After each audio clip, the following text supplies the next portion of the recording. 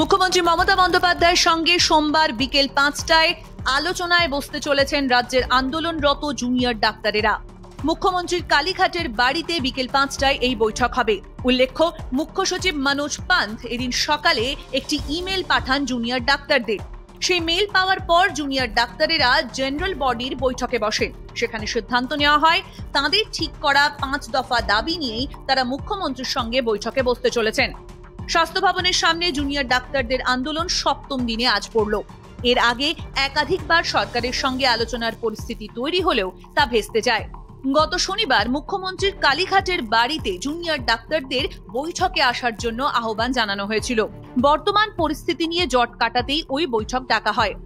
আন্দোলনরত জুনিয়র ডাক্তাররা জানিয়েছিলেন শুধুমাত্র 5 দফা দাবি নিয়েই তাঁরা আলোচনায় আগ্রহী, যদিও লাইভ স্ট্রিমিং এবং ভিডিও রেকর্ডিং এর শর্তে ওই আলোচনা ভেস্তে যায়।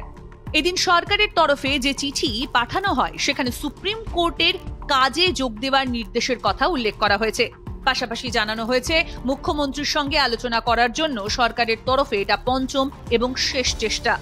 খোলা মনে আলোচনার প্রস্তাব দেওয়া হয়েছে এবং লাইভ স্ট্রিম ভিডিও রেকর্ডিং যে করা হবে না তাও মুখ্য সচিবের ইমেলে উল্লেখ করা হয়েছে।